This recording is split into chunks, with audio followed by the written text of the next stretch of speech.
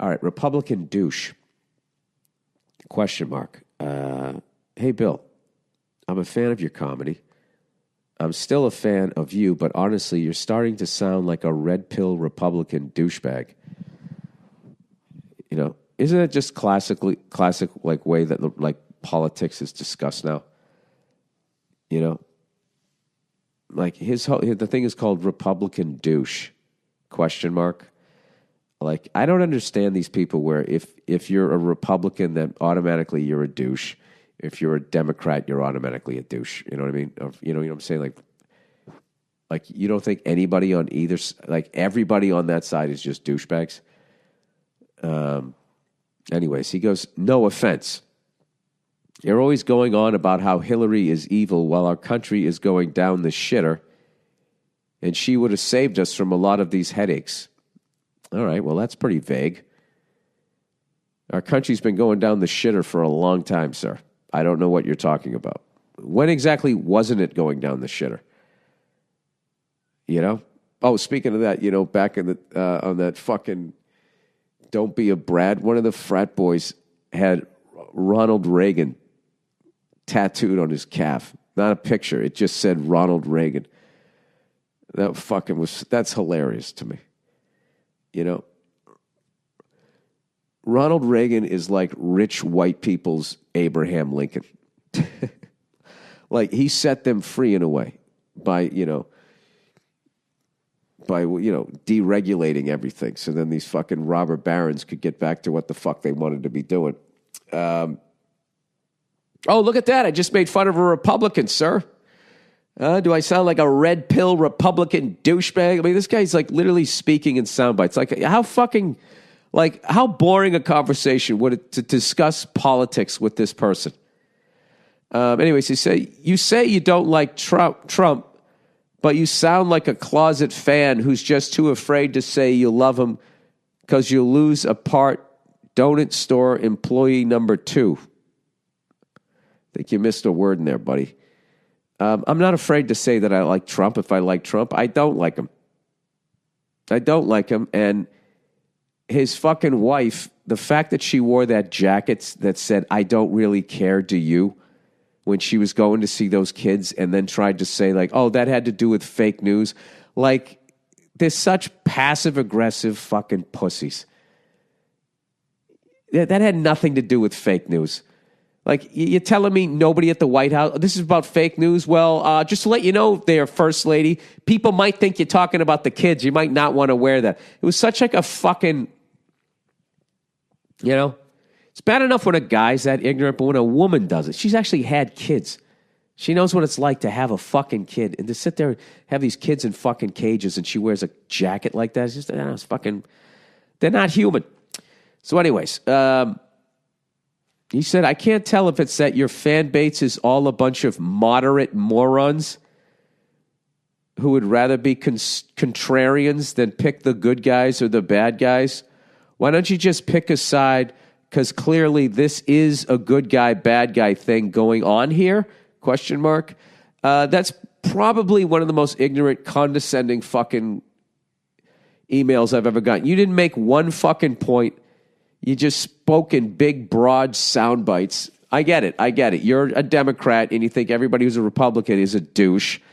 And the country's going down the shitter, and if we picked a Democrat, it wouldn't be going down the shitter. And there are good guys, and there are bad guys. And the good guys are Democrats, and the bad guys are Republicans, right? Hey, by the way, did you see the house the Obamas just fucking bought? You know, how the fuck did they have the money to buy that fucking house? Explain that to me. You know, every fucking one of them, whether you wear a blue tie or a red tie, they come out of the White House worth fucking, tens of millions of dollars, other than Bill Clinton, because he stuck his cigar in that woman's pussy and he had a lot of fucking legal bills. But even the fucking Clintons ended up worth being hundreds of millions. Well, actually, Bill Clinton said he came out of the White House in debt, but he also said, I did not have sex with that woman.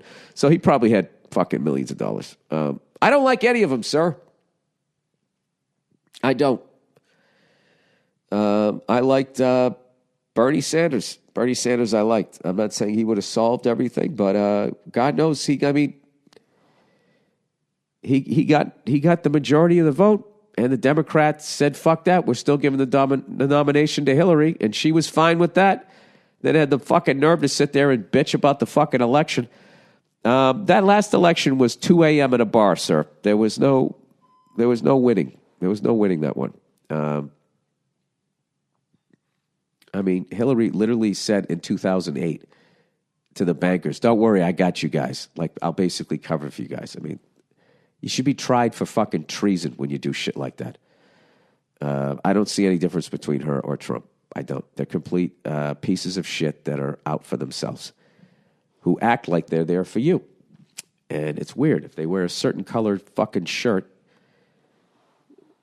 half the country believes it. All right. By the way, on Instagram, I found this account that I've been following called Don't Be a Brad.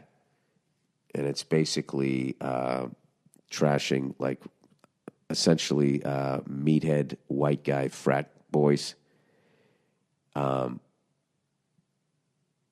It's funny. They kind of, it's hilarious because, there's a lot of truth to it, but then also it's like you're completely judging these people by their skin color. And nobody gives a fuck because it's fucking white guys. But a lot of them are just really good-looking guys who are in frats and they're getting a lot of pussy and you're fucking annoyed by it because you're a nerd. So you started this account. Having said that, it is funny. Like, they literally have one of them yelling at a bouncer going, do you know what my dad does?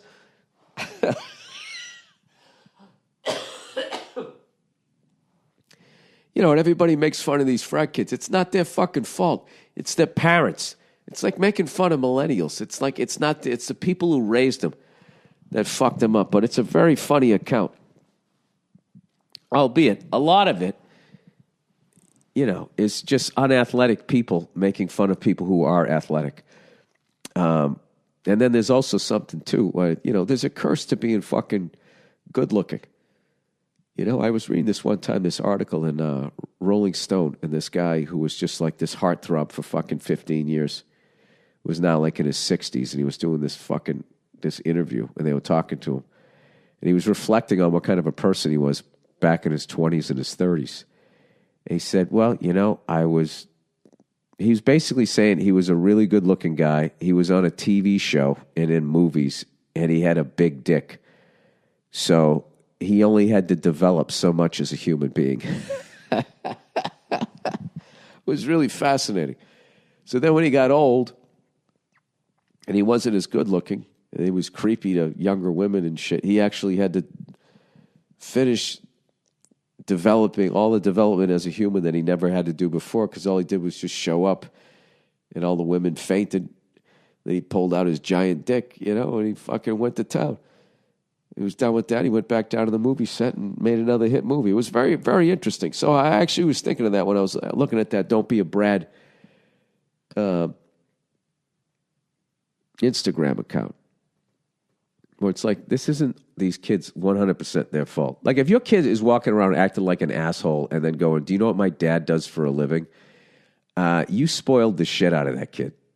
That's your fucking fault. I mean, that's complete failure as a dad. If your kid's out there being a fucking, mouthing off to some bouncer that could fucking twist him up like a pretzel and then screaming like, my dad's going to come down here. Oh, my God.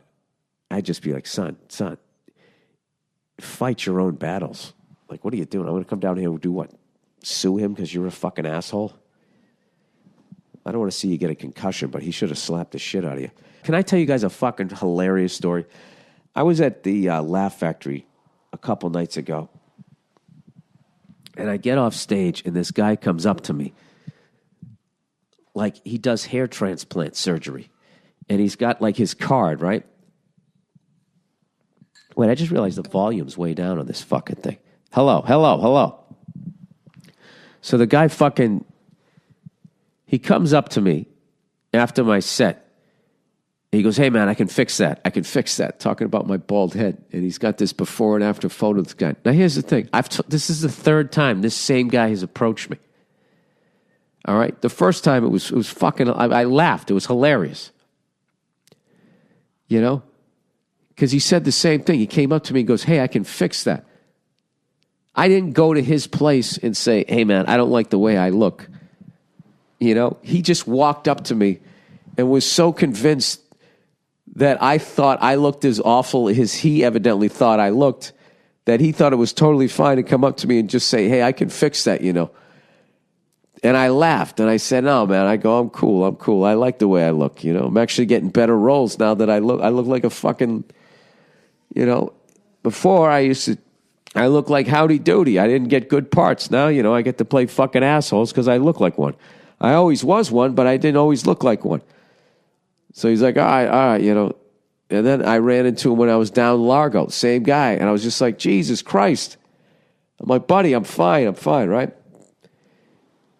So anyways, I was doing Kevin Nealon's show Tuesday at the Laugh Factory. And I get off stage, and this fucking guy comes up to me again. He goes, hey, you know, I can fix that. And he goes, I'm the best in the business. First of all, dude, if you're the best in the business, then, like, why are you fucking running up to comics who just got off stage at a comedy club handing out your business card? You know, you're like a fucking, like a rapper who just started, who's selling mixtapes out of his fucking car. If you're the best in the fucking business, you know, people should be walking into your office as you supposed to be rushing up to people, right? So I said to the guy, I go, Jesus Christ, dude. I go, this is the third fucking time you came up to me.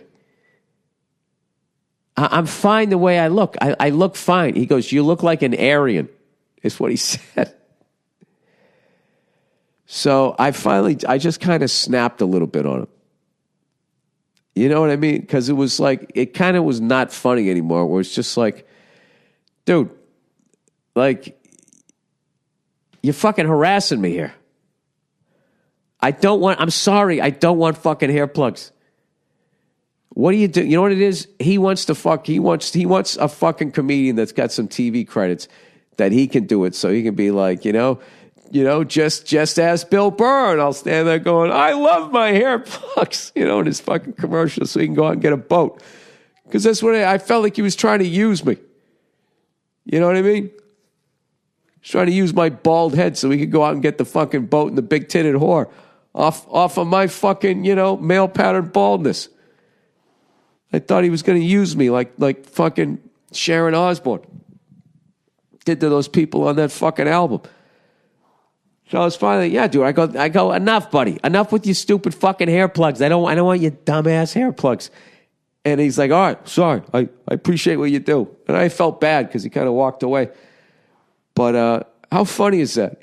He's fucking slinking up to you in a comedy club. He does hair transplants. It's like 10 o'clock at night, and he's slinking up to me, handing his business card, and he had the fucking nerve to say, I'm the best in the business. Then why does this feel so dirty, sir? Thought he was going to fucking ask me if I wanted an abortion. All right.